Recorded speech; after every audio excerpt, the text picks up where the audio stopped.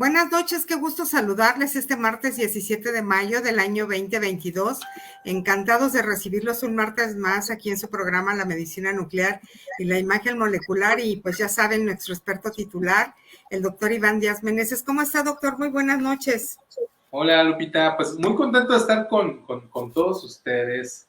Les voy a contar un secreto. A mí, aunque no lo crean, me da un poco de nervio hablar en público, ¿no? Porque a veces no sé si lo que diga será algo que llame la atención, o algo que interese, o algo correcto. Y hagan de cuenta que cuando uno ya empieza a hablar, interaccionar con el público, pues como que se libera. Yo alguna vez les dije que pues ustedes eran como que mi adrenalina, ¿no? Porque justo cuando uno está a punto de empezar, siente ese nervio, ¿no? Pero ya después cuando uno empieza a soltarse, uno empieza a disfrutar lo que hace. Y es por eso, Lupita, que nosotros ya llevamos 67 programas, 68. Porque en realidad tanto Lupita como yo disfrutamos mucho el hablar con ustedes, el decirles algo acerca de pues lo que es la medicina nuclear y la imagen molecular y bueno, pues tratamos de adaptarlo a pues cuestiones afines, cuestiones relacionadas que llaman mucho la atención, ¿no? Y pues han sido días calurosos en la Ciudad de México, Lupita.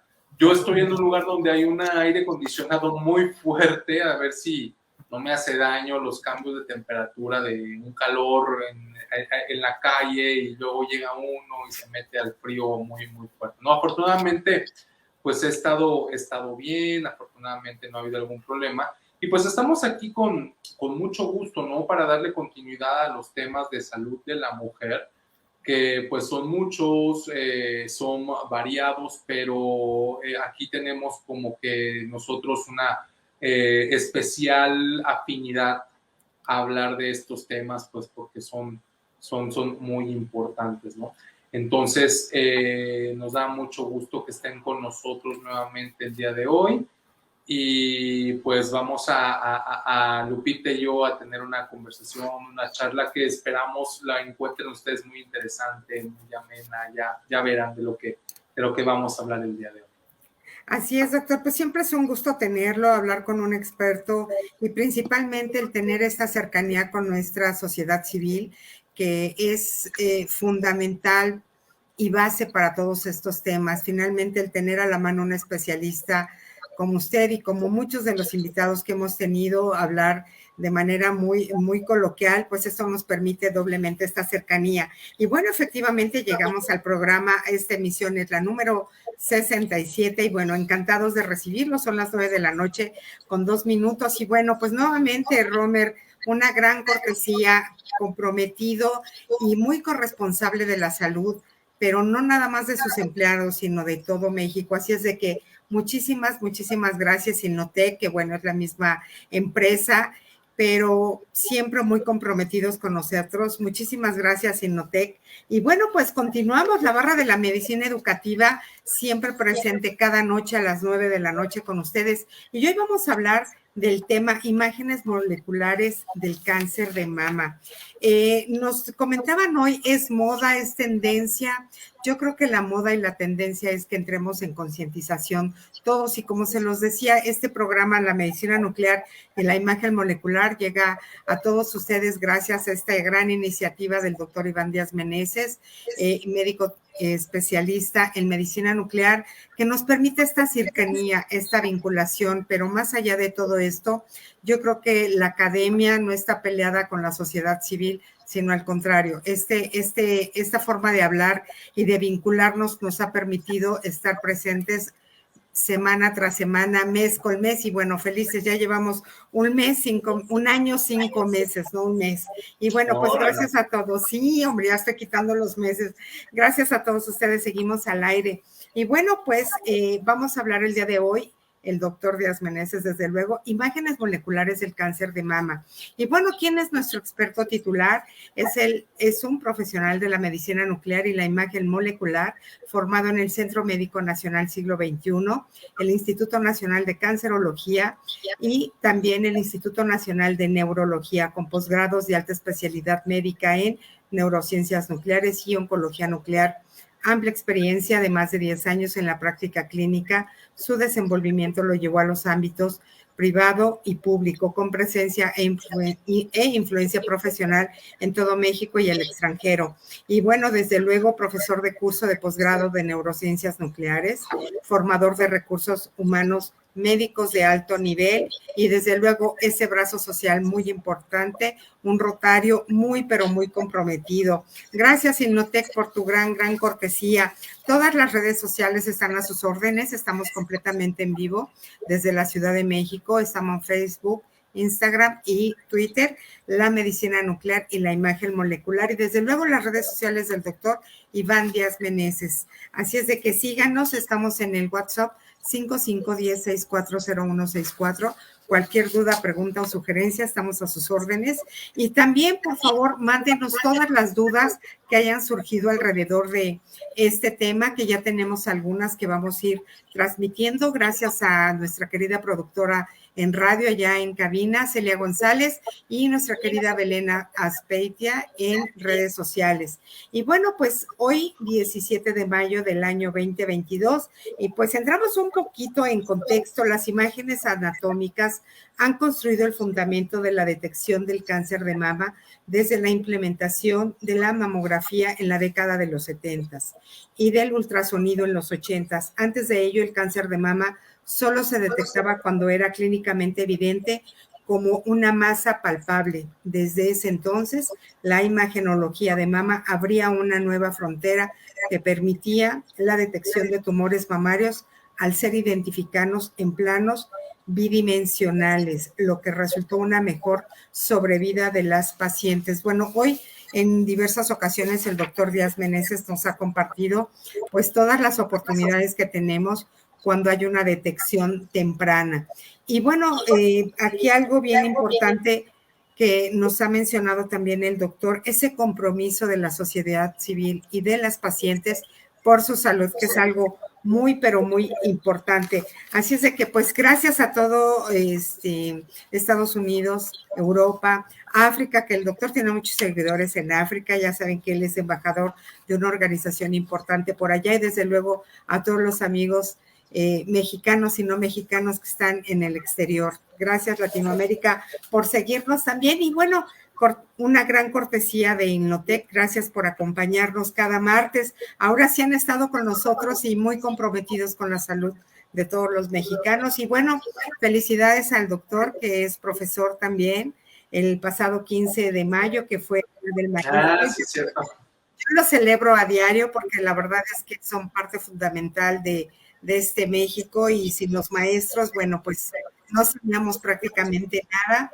El 18 de mayo, fíjense que encontré un dato importante, una acción por y para la salud de las mujeres, el Día Mundial de la Hipertensión, el pasado lunes 17, y el Día Mundial del 19 de mayo de la enfermedad inflamatoria intestinal.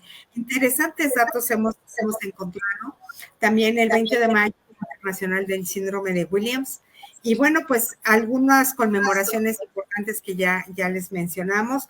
Y recuerden que esta emisión de radio y cualquier estudio que ustedes requieran, aquí podemos darles toda la información que requieran. El doctor los puede guiar, orientar a través de todos los estudios que ustedes requieran y pueden comunicarse con nosotros al 5510-640164. Y bueno, pues el tema de hoy, imágenes moleculares del cáncer de mama.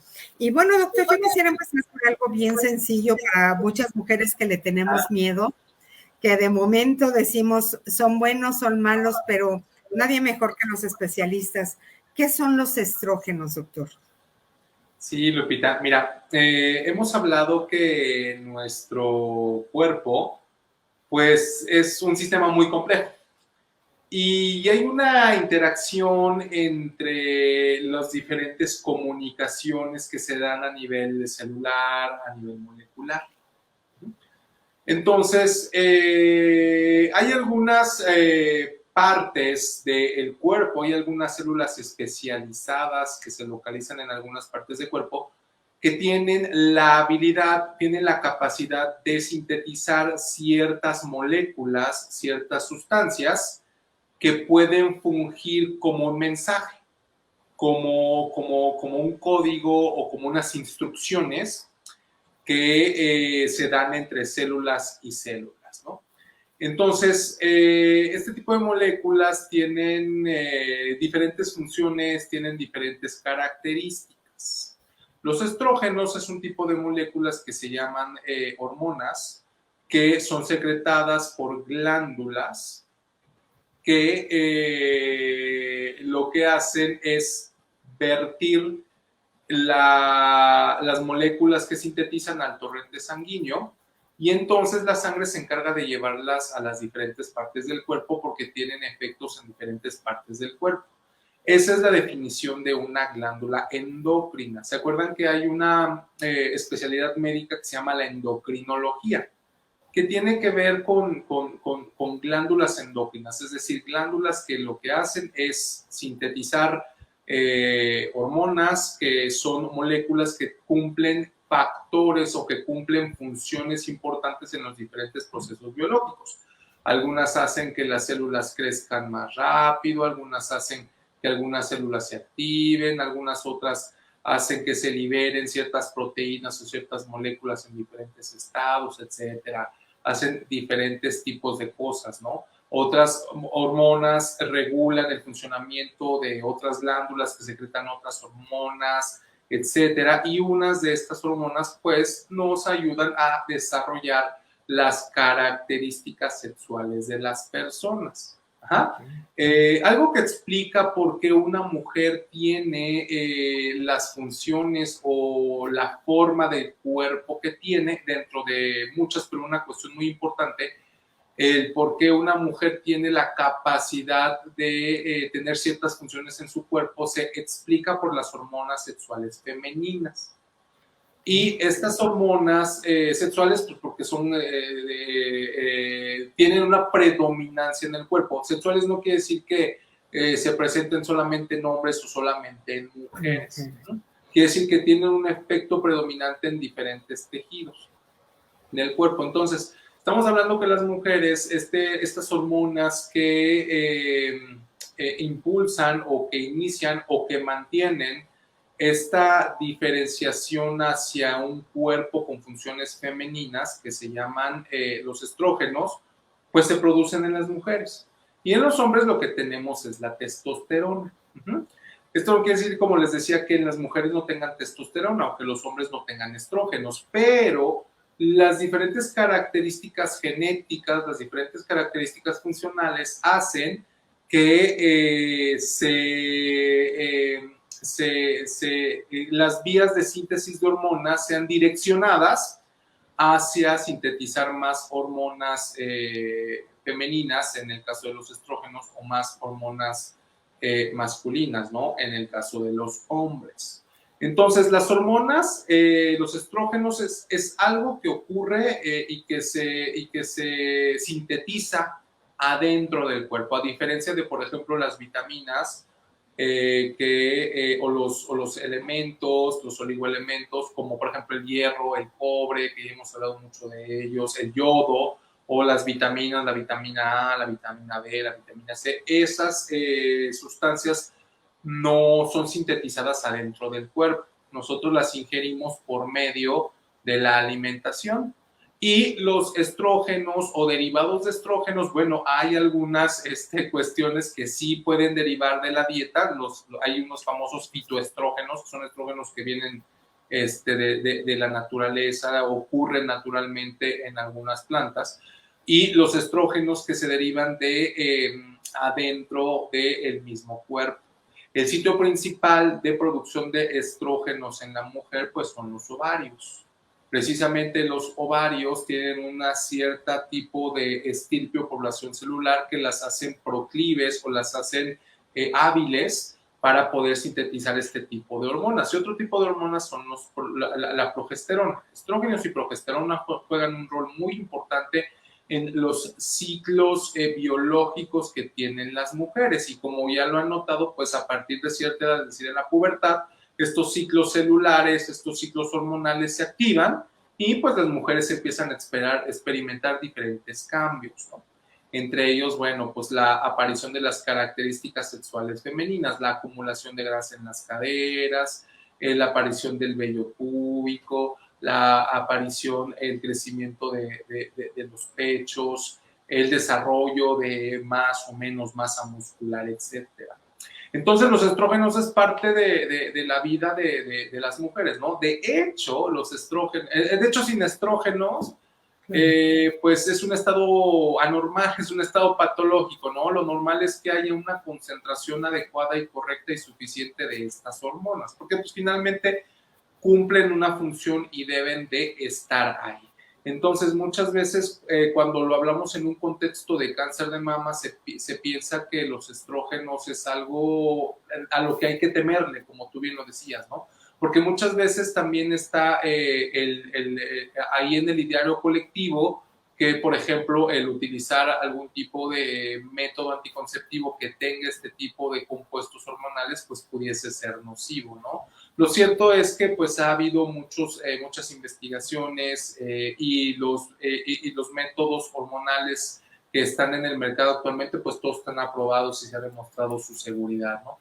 Entonces es algo importante a tenerlo en cuenta, que son hormonas que se producen en nuestro cuerpo. Pero bueno, las hormonas no están así como que nada más de adorno, ¿no? Como ya dijimos, tienen ciertas funciones en diferentes partes del cuerpo y como lo han notado en las mujeres particularmente, los estrógenos tienen una función en el tejido mamario. Las mamas de las mujeres son muy diversas. Hay mujeres que tienen mamas con mucho tejido fibroglandular mamario y hay mujeres que tienen mamas que tienen tejido fibroso, que tienen poca glándula, o mujeres que tienen mucha grasa y muy poquita tejido fibroglandular. Tejido fibroglandular, para que me entiendan, es como el tejido que constituye una mama funcional. Una mama funcional es esa mama que pues está capacitada para producir pues leche, ¿no? Cuando una mujer se embaraza. Finalmente, dentro de los factores de riesgo que se hablan del cáncer de mama, pues siempre hablan eso, ¿no? A ver, ¿usted lactó o no lactó? ¿Usted cuándo se embarazó? ¿Usted dio pecho o no dio pecho? Y ese tipo de cosas, ¿no? Porque pues obedecen a los ciclos hormonales. Entonces estábamos diciendo que los estrógenos pues tienen la capacidad de modular o la capacidad de tener una influencia sobre el tejido mamario en estados de salud y en estados de enfermedad. Los estrógenos tienen una función proliferativa, es decir, hacen que las células crezcan, que las células duren más, que tengan cierta supervivencia. Ajá, es como un switch de encendido que hace que las células se robustezcan, por decirlo así, o estén en una etapa de proliferación, en una etapa de crecimiento. Entonces, eso mismo sucede, por ejemplo, en los ciclos menstruales. En los ciclos menstruales, la mujer, por la influencia de los estrógenos, hace que esas células o ese recubrimiento celular que está en el útero de las mujeres, pues crezca. Ajá, crezca, está preparando en la cavidad uterina en caso de que vaya a haber una fecundación, en caso de que si llega un óvulo fecundado, pues tenga un ambiente propicio para que crezca, para que se desarrolle. Entonces los estrógenos lo que hacen es eso, favorecen el crecimiento celular. Por otro lado, la progesterona pues tiene un efecto también que favorece ciertos procesos importantes en el cuerpo de las mujeres, ¿no? La ovulación, por ejemplo, o el descamamiento de la capa de endometrio que creció por efecto de los estrógenos, etcétera. Y bueno, pues también tiene una función moduladora en los tejidos mamarios.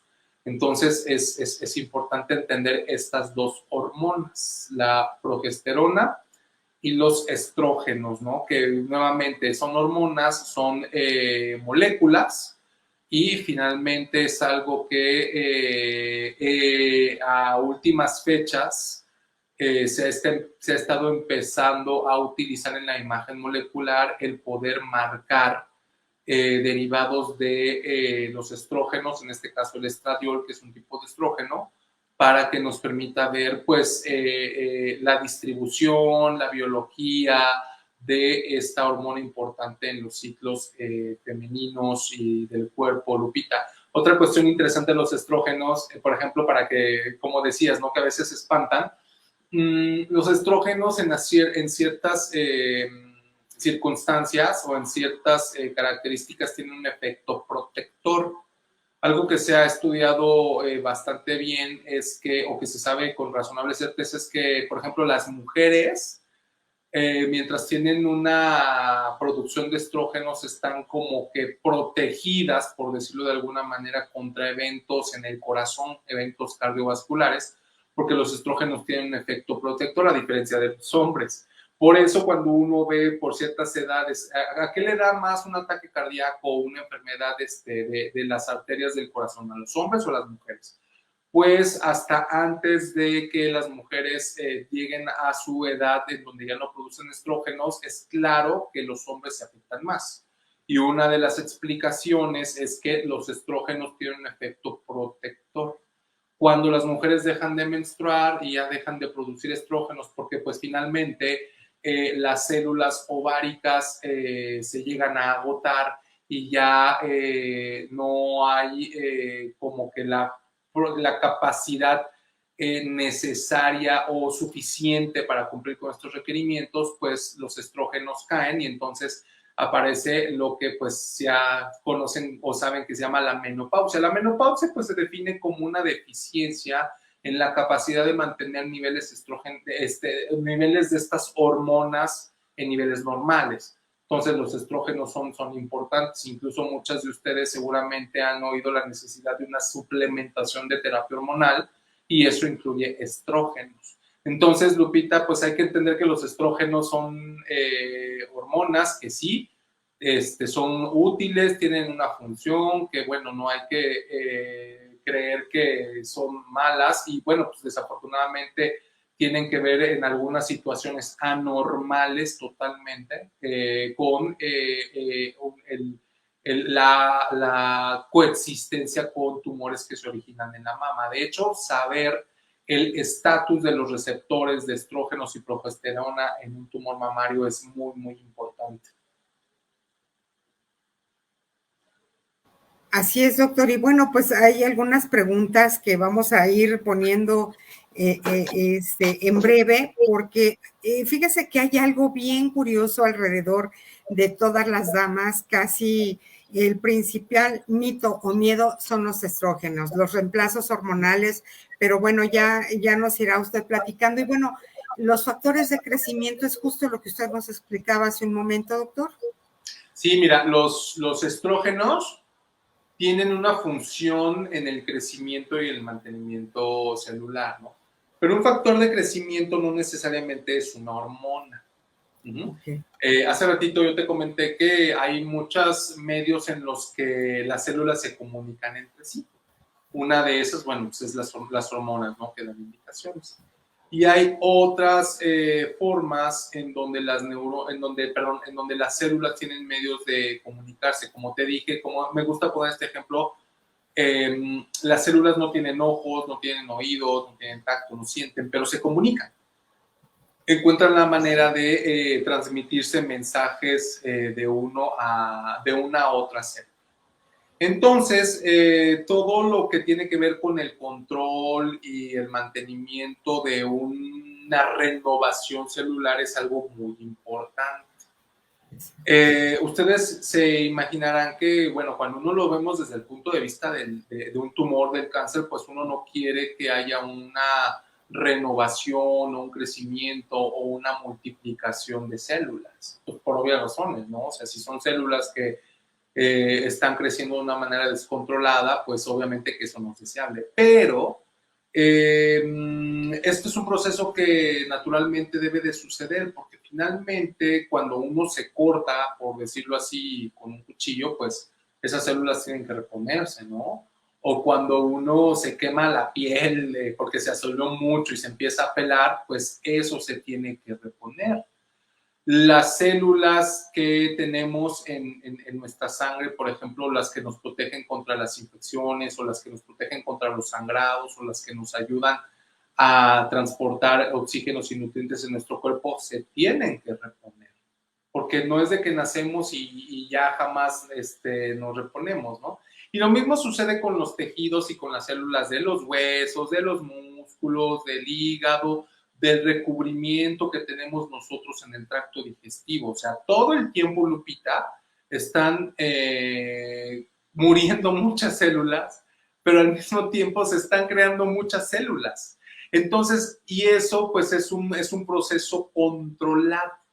Y quien controla estos procesos, quien dé estas indicaciones de qué tanto debe de crecer o qué tanto no debe de crecer, pues son precisamente estos factores de crecimiento. Y fíjate que en este sentido también se pudiese pensar como tenerlos un poco de miedo o quizá en una connotación un tanto de mala fama o de una mala estimación, por el hecho de que pues oímos, ¿no? Que es que estas moléculas, estos factores de crecimiento hacen que los tumores crezcan más rápido y todo eso. Y eso sucede cuando estos factores de crecimiento no están regulados de una manera adecuada o cuando hay una alteración en los receptores que reconocen estos factores de crecimiento y que hacen que las células entren en procesos proliferativos descontrolados. Y como te decía, todo el tiempo, Lupita, las células nacen, crecen y mueren. A diferencia, bueno, las neuronas, bueno, también lo hacen, pero duran un poquito más. Y eso también pasa, por ejemplo, con las células de los ovarios. Por eso cuando llega la menopausia, pues como las neuronas, como las células de los ovarios nacen, crecen y mueren y no hay un recambio celular, eso hace que pues cada vez la reserva vaya siendo menor. Y en las neuronas también, en las neuronas no hay un recambio celular, o al menos no es tan importante.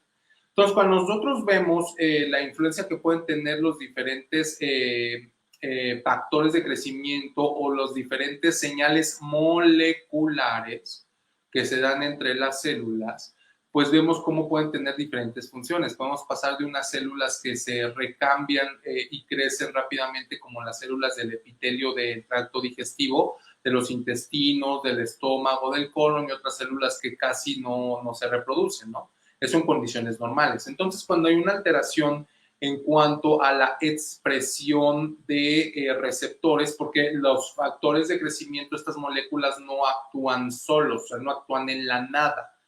Hay células, hay órganos que liberan estos factores de crecimiento, pero estos factores de crecimiento, para que puedan actuar, tienen que unirse a las células en las cuales van a influir.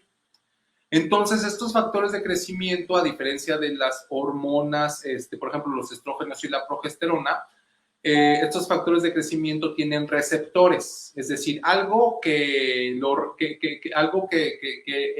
la membrana o en la superficie externa de la célula a donde se quiere influir reconozca este factor de crecimiento, lo fije y haga que mediante una cascada de señalización, mediante varios procesos moleculares, se traduzca el mensaje que viene en el factor de crecimiento y a las células se le dé pues las diferentes indicaciones. Ahora, factores de crecimiento hay muchísimos, o sea, no hay nada más uno. Y, por ejemplo, en el cáncer de mama hay uno que es de especial interés, que es el factor de crecimiento epidermoide humano. Entonces, este factor de crecimiento es el famoso HER2. Y hay otros factores de crecimiento que tienen que ver en otro tipo de tumores, pero en específico en la mama, el que se ha encontrado que está sobreexpresado. Sobreexpresado quiere decir que está manifestado de una manera exagerada. Es el HER2. Entonces es un factor de crecimiento dentro de otros tipos de factores de crecimiento. Pero en la mama, este factor de crecimiento es importante porque se ha notado que hay un rol muy específico de este tipo de factores de crecimiento para, como les dije, la proliferación, es decir, que las células se dividan, para que las células sobrevivan, es decir, la supervivencia, es decir, una neurona, perdón, una célula, pues tiene cierta programación para que dure cierto tiempo y después de eso viene una muerte celular programada que se llama apoptosis, que es una muerte celular programada, que es un proceso que se da para la renovación celular, porque las células pues también envejecen, ¿no? O se dañan y dejan de funcionar. Entonces aquí el problema es que estos procesos de el HER2-Neu junto con procesos que evitan que las células defectuosas o las células envejecidas o las células que han mutado mueran, hacen que esto perpetúe la persistencia de células anormales que pueden llegar a formar tumores, que pueden llegar a formar tumores malignos. Y en mama, bueno, se ha notado que este factor tiene una preponderancia. Entonces, este es una molécula o una sustancia, por ponerlo de una manera, que todas las pacientes que tienen cáncer de mama, que desafortunadamente tienen cáncer de mama y a las cuales les deseamos lo mejor, tienen que saber, o sea, tienen que saber si el tumor que desafortunadamente les diagnosticaron expresa receptores de progesterona, receptores de estrógenos y receptores para HER2, que ya explicamos que es el factor de crecimiento epidermoide humano tipo 2. Entonces, esas son las cosas que tienen que hacerlo. En la práctica oncológica actual, Lupita, si una mujer desconoce la tipificación molecular de su tumor, está teniendo un diagnóstico incompleto. Y esto es muy importante porque finalmente el tipo de tratamiento, los momentos en donde se utiliza quimioterapia, cirugía, radioterapia, inmunoterapia, están más o menos razonablemente bien definidos en una relación de beneficio en función de conocer la tipificación molecular de estos receptores. Entonces, por eso es importante que las mujeres conozcan estas palabritas, ¿no? Son 3.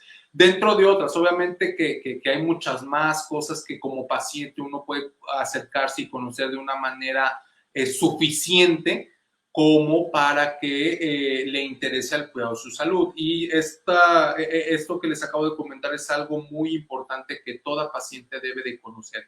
Su tumor, qué tipo de receptores expresa, porque eso define el tratamiento, eso define el pronóstico. El HER2-Neu es, o los receptores HER2-Neu o el estatus HER2-Neu positivo o negativo es algo muy importante. Y en realidad, pues, los estatus de los receptores, pues, es dicotómico, es decir, ¿lo tiene o no lo tiene? Ajá. O sea, ¿tiene receptores positivos o no los tiene? Si no los expresa, pues es que no los tiene, los de estrógenos. Los de progesterona lo mismo. Y en HER2 sucede lo mismo. O sea, ¿tiene los receptores o no tiene los receptores? Entonces ahí tú puedes hacer una combinación de si el tumor expresa o no cierto rasgo biológico, cierto rasgo molecular, que se hace al momento en el que a las mujeres se les hace la biopsia. Entonces, una biopsia, pues normalmente pues tiene que ver la parte morfológica, por decirlo así, la parte estructural, en donde dicen, bueno, pues sí es un tumor de mama que viene de cierta parte de la mama, pero se le tiene que hacer la tipificación molecular para definir el tipo de tratamiento y el pronóstico también, porque finalmente hay tumores que tienen que son más difíciles de tratar, que son más resistentes, que son más canijos, que crecen más rápido, que invaden más rápido. Y hay tumores que se portan de una manera no tan agresiva. Entonces, el HER2 se expresa en tumores que suelen ser de crecimiento rápido y que suelen invadir rápidamente. Y eso es importante, Lupita, incluso en tumores pequeñitos, porque si expresan el HER2, esos tumores, aunque sean pequeñitos, son más hábiles que los tumores que no expresan HER2 para metastatizar. Entonces, este tipo de cuestiones son importantes, ¿no? Los receptores de estrógenos también o de progesterona son importantes porque eso implica si un paciente va a ser beneficiado mediante un tratamiento hormonal, porque pues lo que se hace es un bloqueo de estrógenos, porque como lo mencionábamos, los estrógenos tienen una función importante en los ciclos celulares, ¿no? Y hay ciertos cánceres de mama que son hormonosensibles, que son hormonos dependientes, en donde los estrógenos, como dijimos, los estrógenos hacen que crezcan las células, ¿no? Entonces, en un tumor que tiene receptores de estrógenos, el tener estrógenos activos, pues puede hacer que estos tumores pues crezcan, ¿no? Pero a diferencia de con el HER2-Neu, estos tumores pueden crecer, no son tan agresivos como los HER2-Neu y su capacidad invasiva pues es menos hábil, por decirlo así. Entonces, el tener receptores de estrógenos, pues en cierta medida pudiese ser una pauta o una indicación no tan tremenda, no tan complicada como el tener el HER2 positivo, ¿no? Y hay otro tipo de tumores que son los famosos triples negativos, que pues sí son tremendos, ¿no? O sea, son tumores bien agresivos, que están muy desdiferenciados. El hecho de que un tumor exprese receptores hormonales te indica en cierta medida un grado de diferenciación, porque acuérdense que yo les comentaba que todos los tumores derivan de un estirpe, de un linaje celular.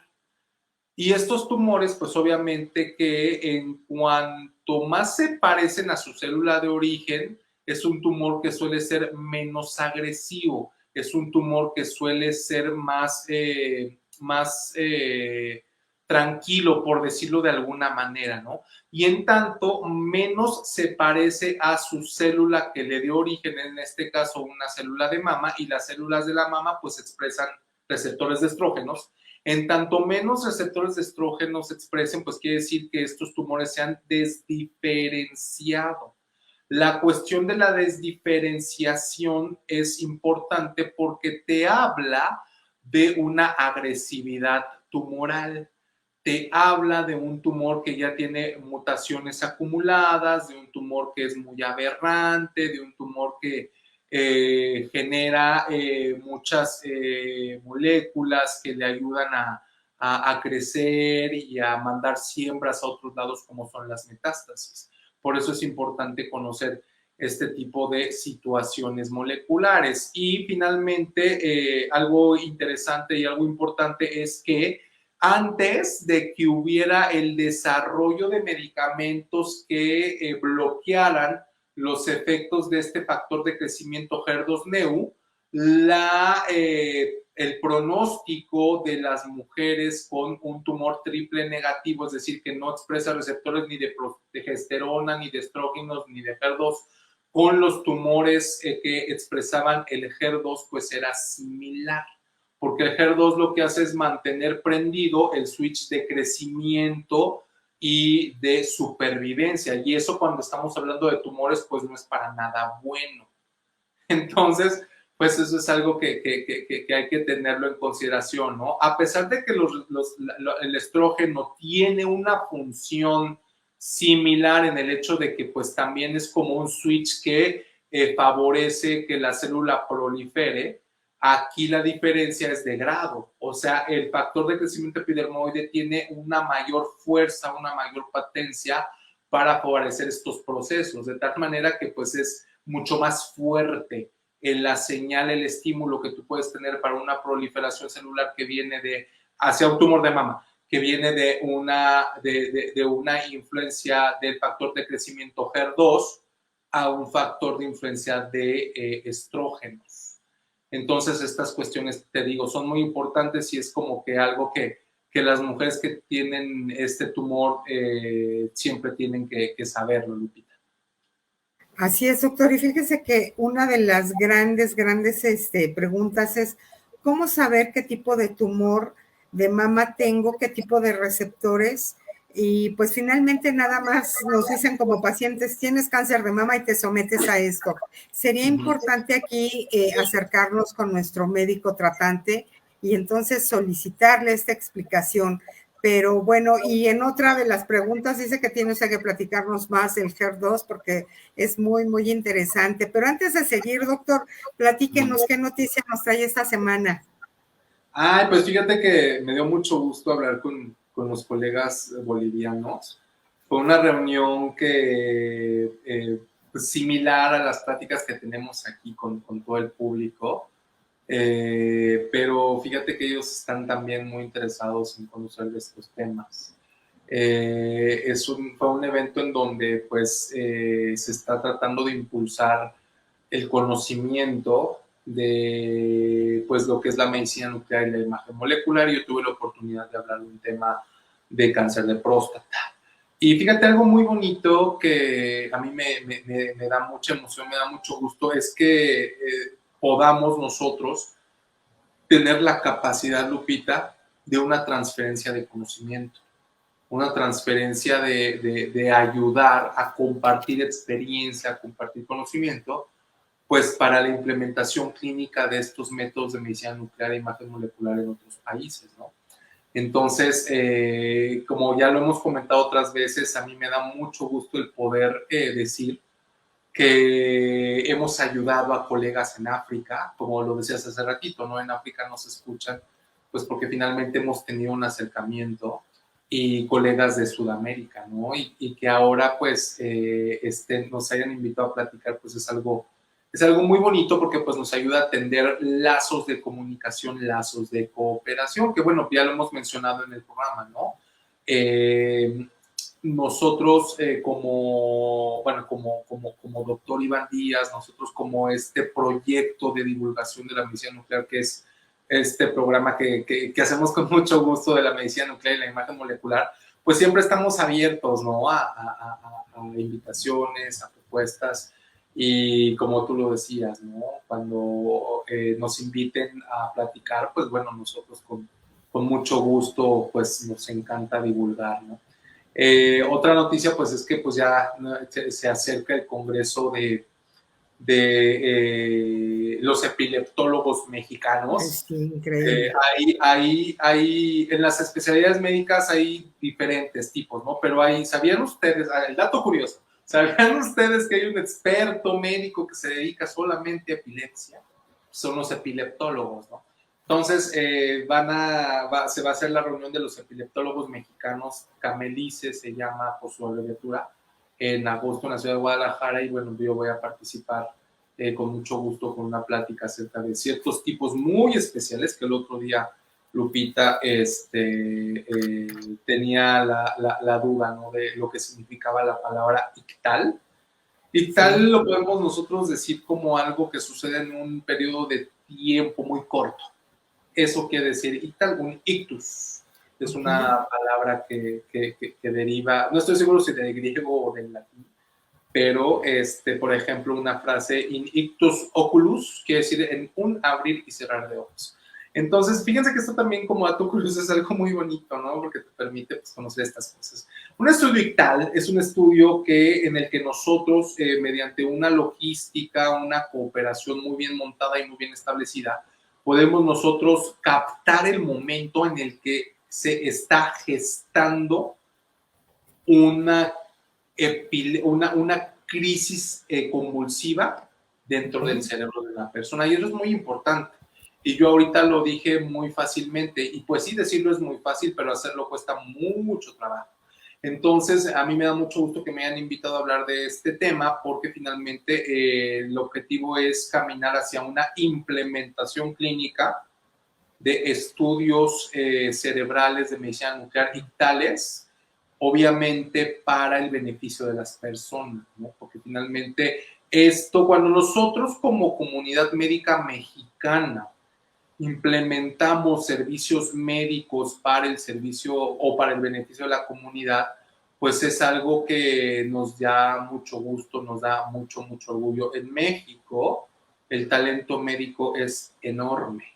De verdad, no hay que soslayar, como dice Lupita, a nuestros médicos mexicanos, porque los médicos mexicanos somos talentosos, somos ingeniosos, tenemos muchas ganas y finalmente, pues sí, también estamos en pos de cuidar la salud de las personas. Y por supuesto que debería haber más médicos, claro que sí, pero bueno, es algo que se debe de tratar poco y trabajar poco a poco, pues para ir mejorando la situación sanitaria en nuestro país. Y bueno, desde la trinchera que a nosotros nos toca, que es una trinchera pues ahora sí que pues sofisticada, una trinchera complicada, pues sí lo hacemos con mucho gusto, Lupita. Así es, doctor. Y pues yo quiero aprovechar ahorita que hay felicitaciones para nuestros médicos mexicanos. Simplemente la comunidad de las mujeres con cáncer de mama que hemos tenido reuniones hace muy poco tiempo, pues nuestro mayor agradecimiento a nuestros médicos mexicanos. Yo creo que a todos los institutos de salud pública, usted que está en un gran instituto de una especialidad increíble, pero así como todos nuestros médicos mexicanos, nuestro mayor agradecimiento, reconocimiento y desde luego respeto. Yo no quería dejar pasar esta oportunidad y bueno, pueden salir cualquier cantidad de comentarios, pero yo creo que la sociedad mexicana reconoce, avala y desde luego respeta toda esa gran labor que hacen, porque con cosas tan sencillas hacen milagros en los quirófanos, en los pasillos. Y bueno, pues nuestro mayor respeto para todos ustedes, doctor. Y pues continuamos, que la fiesta sigue y el conocimiento desde luego.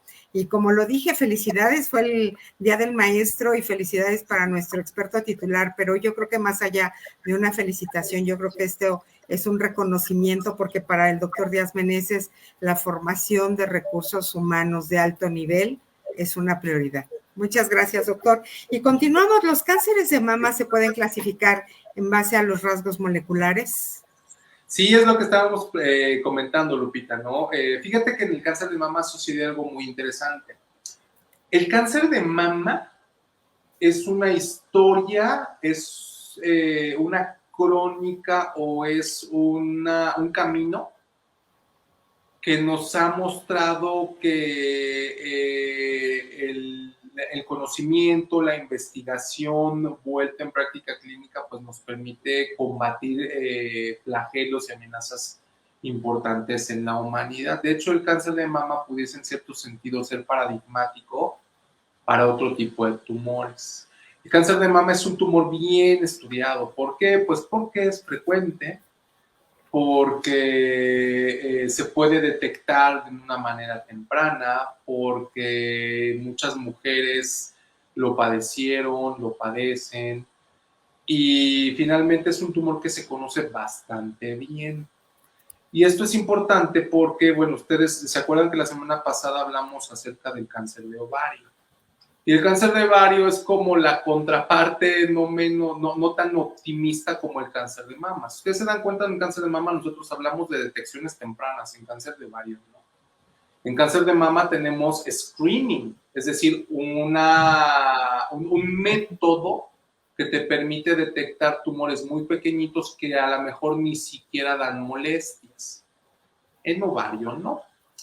En cáncer de mama nosotros tenemos un conocimiento muy amplio acerca de la biología y los rasgos moleculares del tumor. En ovario no.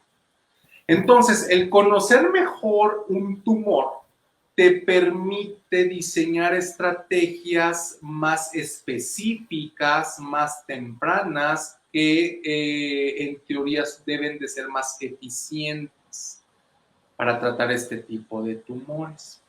Entonces, en mama nos ha servido como un ejemplo paradigmático de que pues los tumores todavía hay mucho que saberles, todavía hay mucho que estudiarles, que ya estamos entrando en una época de una oncología personalizada, en una oncología de precisión, en donde pues como lo decía hace rato Lupita, ¿no? O sea, no es nada más de que yo tenga un cáncer de mama, o que nada más tenga un cáncer de ovario, aunque a veces, por ejemplo, en ciertos tipos de tumores, pues sí sucede así todavía. Es que tiene un tumor neuroendocrino y dices, bueno, sí, pero ¿qué más podemos saber? Pues hasta ahorita, pues solamente eso, ¿no? O es que tiene un tumor cerebral, etcétera. Pero mama es como que de los tumores más estudiados, de los que se tiene pues ya bastante bien caracterizado este tipo de los rasgos moleculares y biológicos. Entonces, los cánceres de mama pues se pueden diferenciar por su tipo histológico, ya sea que se originen de los ductos o que se originen de los lobulillos. Y pueden ser in situ o pueden ser invasivos dependiendo de si hay una membrana que los contiene, que se llama una membrana basal. Si esa membrana está rota, pues ya es un tumor que se considera invasivo porque pues ya tiene vía directa hacia el flujo linfático o quizás el flujo sanguíneo, y eso bueno, es un problema, ¿no? Potencialmente pues ya puede extenderse, ¿no? Y cuando esa membrana que lo contiene no se ha roto, pues es un tumor in situ. Entonces, otra manera de clasificarlos, pues es, como les decía, la clasificación molecular. ¿Esto cómo se hace? Pues normalmente cuando se toma la biopsia o la cirugía, se manda el estudio a patología, se manda a analizar. Y entonces ya nos dicen los patólogos en la clasificación histológica, bueno, si esto es de los lóbulos, si es de los conductos, si está invadiendo, si no está invadiendo, algunos otros índices que les hacen con respecto a la apariencia celular del tumor, etcétera. Pero siempre en la práctica oncológica actual siempre se debe de procurar tener una caracterización molecular, ya les dije. Saber si el tumor expresa receptores de estrógeno, si expresa receptores de progesterona y si expresa receptores de HER2. Esto actualmente en México pues es algo que es factible, o sea, no es algo que uno diga es que eso no se hace en México, es que eso no hay aquí, yo no puedo obtener esta información porque es información muy compleja y quizá muy cara. O sea, es un procedimiento que más o menos se hace con relativa frecuencia, o sea, finalmente pues ya como que la tendencia es esa, ¿no? Que después de que se hace la biopsia o se quita la pieza quirúrgica, se manda el material a patología, el patólogo lo analiza y hay algo que se llama inmunohistoquímica. La inmunohistoquímica lo que nos hace es, mediante unas tinciones especiales, identificar este tipo de receptores, porque estos tipos de receptores, bueno, no se ven así a simple vista con el microscopio las características, ¿no? Porque imagínense, una cosa es ver una célula que pues ya tiene su complicación y otra cosa es ver una cosa que es mucho más pequeña que la célula, entonces pues, es bastante complicado, ¿no? Entonces, pues no es como que una técnica convencional, por decirlo así, de análisis con microscopios. Se requieren técnicas especiales, como les decía, la inmunohistoquímica, que nos permitan visualizar las cosas. En este sentido, fíjate, Lupita, que se parece a la medicina nuclear, la imagen molecular. La diferencia es que esto está hecho en un tejido que ya quitaron del cuerpo y esto está hecho ya en un tejido inerte. Ok. Y la diferencia es que la medicina nuclear y la imagen molecular puede ver receptores de estrógenos y puede ver receptores de HER2 y también de progesterona en un paciente que está vivo. Y no solamente eso, ve en todo el cuerpo. El patólogo solamente ve esa pequeña pieza que sacaron en la biopsia o la parte de la mama. Es por eso que para que entendamos las dimensiones y la importancia de ir refinando cada vez más la atención de las personas, ¿no? Porque finalmente es importante conocer pues si el tumor se extendió o no, y si ese tumor que se ha extendido no ha mutado de una manera que pierda receptores de progesterona o pierda los receptores de HER2. Es más frecuente que pierdan los receptores hormonales que los de HER2.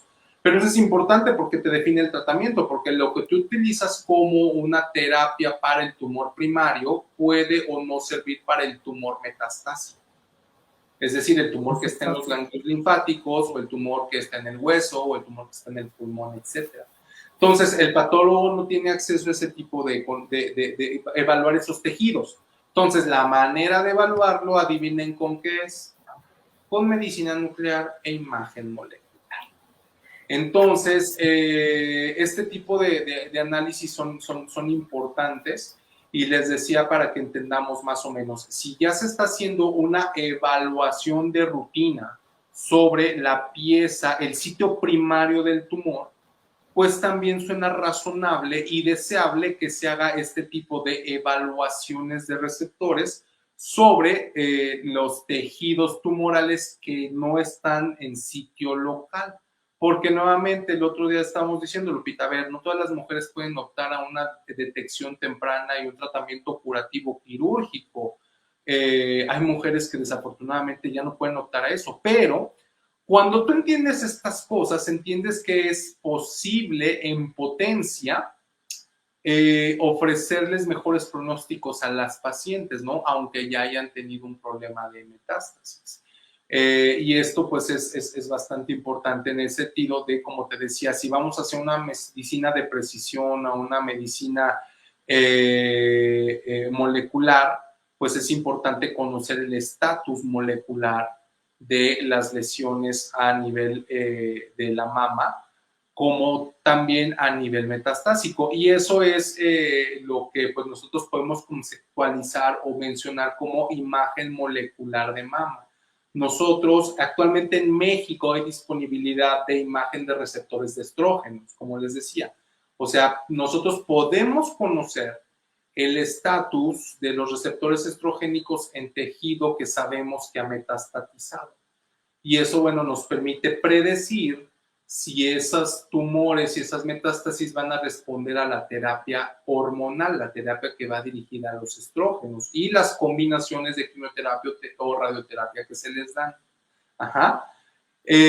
A veces el tumor suele ser resistente, suele ser elusivo, precisamente porque suele o puede llegar a pasar que a un tumor se le esté dando terapia hormonal cuando ya dejó de exhibir estos receptores. Acuérdense que los tumores pueden mutar y el fenómeno de resistencia a ciertos tratamientos, pues es algo que trasciende a la mama. Eso sucede en el ovario cuando hay resistencia a los compuestos platinados, sucede en la próstata cuando hay resistencia al bloqueo hormonal y entonces el tumor empieza a crecer a pesar de que el bloqueo esté normal, y también sucede en la mama, o sea, puede suceder en la mama. Entonces, detectar esos rasgos de manera temprana es algo deseable, porque pues te permite a ti hacer esas modificaciones o esos ajustes al tratamiento que te permitan pues ir dando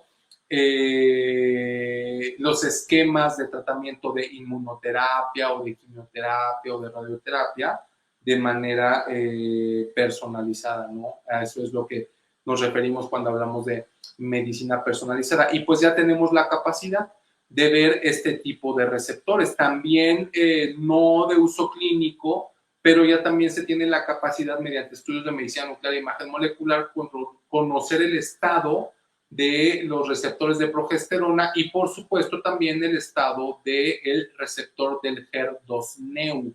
Eso es importante. Entonces, nosotros nos estamos dirigiendo, Lupita, en el futuro hacia una tipificación molecular que ya no solamente se va a quedar en la pieza del tumor primario que se sacó del cuerpo de la mujer, sino que ya lo vamos a poder hacer dentro del cuerpo de la mujer de una manera más completa.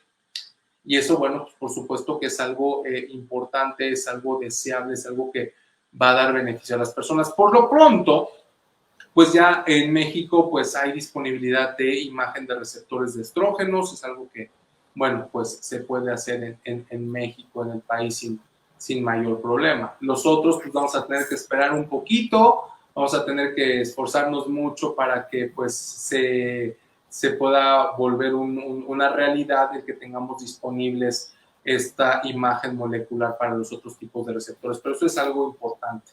Así es, doctor. Pues prácticamente siempre es un gozo, un deleite escucharlo, pero se nos va una hora rapidísimo y bueno, pues estamos en las mejores manos, tenemos la oportunidad, tenemos la ciencia, tenemos la tecnología. Creo que las mujeres con diagnósticos de cáncer de mama debemos involucrarnos un poquito más y desde luego tenemos la oportunidad de estos estudios. Hagámoslo. Y algo que nos preguntan, doctor, ya no hubo tiempo de poner la pregunta, la inmunoquímica es, ¿se pueden hacer estos estudios en cualquier laboratorio?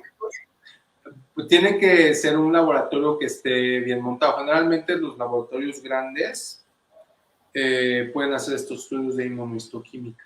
Los laboratorios de patología grandes hacen estos estudios de inmunohistoquímica, no voy a decir marcas, pero pues conocemos marcas que pues tienen una presencia, que son grandes, entonces esos estudios se pueden hacer. De verdad que son estudios que yo creo que si se ponen a buscar la información, pues la van a encontrar, ¿no? O sea, sí se hace inmunohistoquímica. Sí hay lugares en donde se hacen estudios de inmunohistoquímica en ciudades grandes en México. O sea, eso es algo que se puede hacer. Pues como siempre les hemos dicho, comuníquense con nosotros, el doctor les puede dar una guía completa, no necesariamente si están en Ciudad de México, en el resto del país, él les dará la guía correcta para saber a dónde y con quién pueden acudir al 5516-40164. Y doctor, pues nos despedimos, fue un gran programa, hay muchas preguntas alrededor de los triples negativos que son tumores muy, muy agresivos. Hoy está avanzando demasiado la medicina, pero también con ello que de momento la detección temprana se resiste un poco, pese al tamizaje, que yo creo que son de los grandes beneficios que tiene el cáncer de mama, porque creo que es la única que cuenta con un tamizaje casi al 100%, doctor. Sí, Lupita, pues todavía se tienen que hacer muchos esfuerzos, pues para mejorar. Siempre hay oportunidades de mejora, ¿no? Con respecto al tamizaje. Y cuando uno compara las políticas sanitarias y los resultados que se tienen entre diferentes países, pues hay países que lo hacen muy bien y hay países que lo hacen muy mal. México, pues digamos que está en una zona intermedia, ¿no? O sea, podría hacer mejor las cosas. Pero lo que es cierto es que el gran esfuerzo de nuestros médicos mexicanos es de 10. Así es de sí, que, doctor... Pero fíjate que eso también depende mucho de qué tanto la población colabore y haga conciencia de que se tiene que revisar. O sea, no es nada más de la parte médica, sino la población, las mujeres tienen que aportar su voluntad. Claro, y para ello pues hay que acudir. Así es de que, doctor, muchas gracias. Nos da muchísimo gusto todos estos éxitos que han sumado y bueno, pues desde luego, gracias por esta información que siempre en la parte académica, pero también en la parte del acercamiento con la sociedad civil es muy valioso. Pues nos vamos, doctor, nos despedimos. Pues muchas gracias por habernos escuchado. Como siempre, pues un gusto enorme platicar con todos ustedes. Esperamos que lo hayan encontrado interesante y de su agrado y pues ya nos estaremos viendo la próxima semana. Muchas gracias a nuestros amables patrocinadores por permitirnos llegar a ustedes el día de hoy. Así es, gracias por tu gran cortesía, Innotec, siempre con la vanguardia y la tecnología por delante. Muchísimas gracias por ese compromiso por la salud de todos los mexicanos y hoy de nuestras mujeres. Muy buenas noches, hasta la próxima, soy Guadalupe Mayorga. Hasta pronto. Chao.